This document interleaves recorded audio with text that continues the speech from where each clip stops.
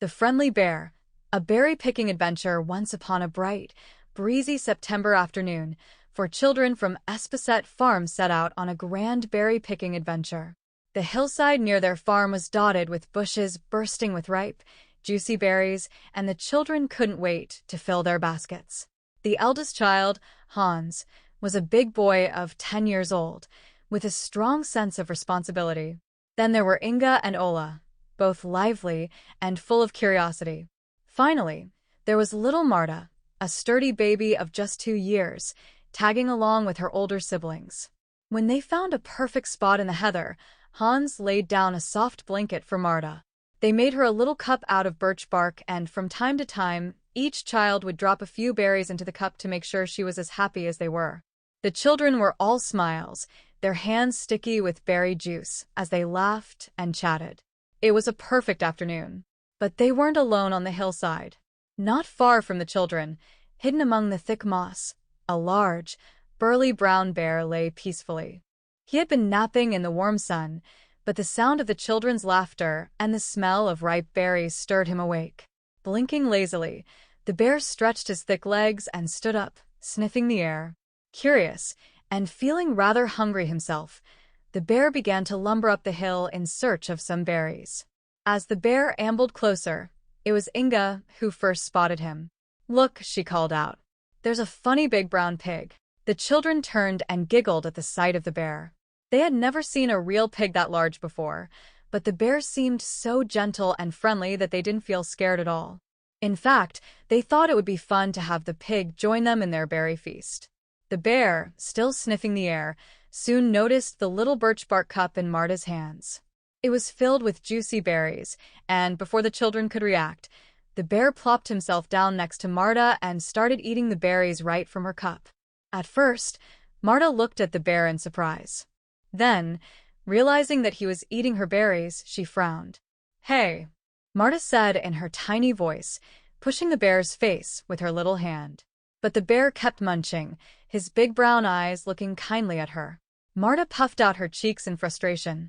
"Go away, pig. These are my berries," she shouted, trying to push the bear again. When the bear still didn't move, she began to cry, her tiny fists pounding on his soft fur. The bear, who didn't want to upset his little friend, seemed to understand. With a gentle grunt, he got up, walked a little way off, and sat down on his haunches, looking at the children with a friendly expression, as if to say, "I won't take her berries any more, I promise." The older children burst into laughter. "He's so funny," said Hans. "He's just like a big, friendly pig." Feeling sorry for the bear, Inga grabbed a handful of berries and carefully walked over to him. "Here you go, pig," she said, holding out her hand. The bear opened his mouth wide, and Inga dropped the berries right in.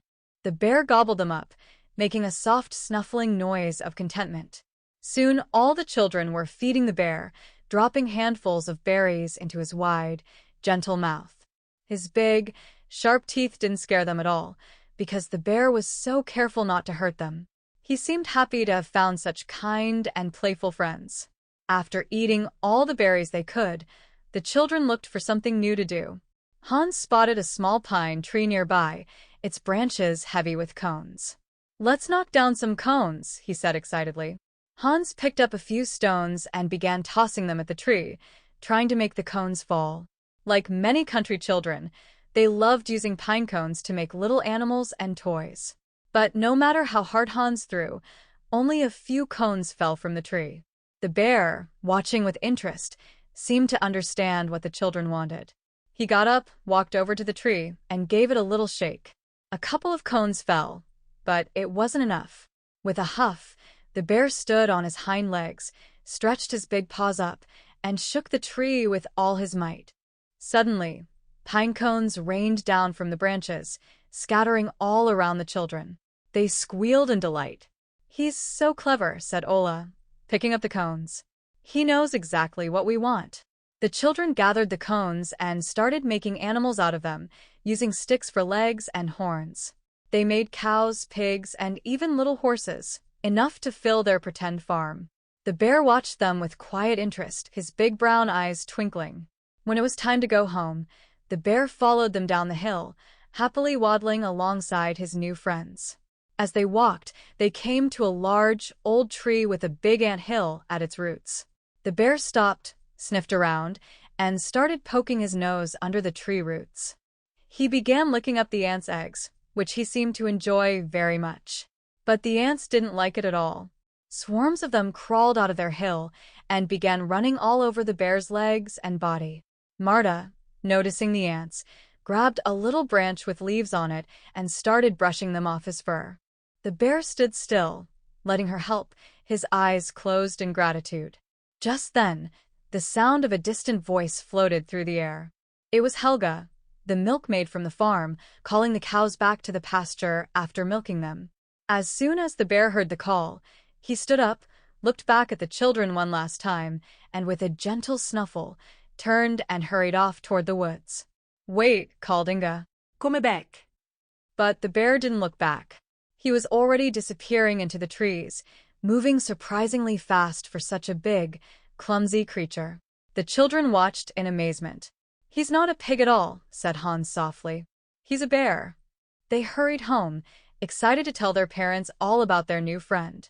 When they arrived at the farm, they told Mother and Father about the big brown pig that had played with them so kindly. Mother listened, her face growing pale, while Father asked questions, his brow furrowed in concern. "That was no pig," Father said finally. "That was a bear, a real, live bear." The children stared at him, wide-eyed. "But he was so nice," they said. "He may have been friendly," Father said, "but bears are wild animals. You were very lucky that he was in a good mood." That night, as Father walked up the hill to check the berry bushes, he found the bear's tracks leading from the mossy bed where he had been lying. There were deep scratches on the trunk of the pine tree and many cones scattered on the ground. By the big ant hill, the ants were still busy cleaning up after the bear's feast. When Father returned home, he shook his head in amazement. "It seems your playmate really was a bear," he said, "and a kind one at that. But you must be careful from now on." The children never forgot their friendly brown playmate. As they grew older, they often told the story of the afternoon when they played with the big brown bear. And now, as grown-ups, they tell the tale to their own children, who love hearing about the day a bear became their friendly playmate.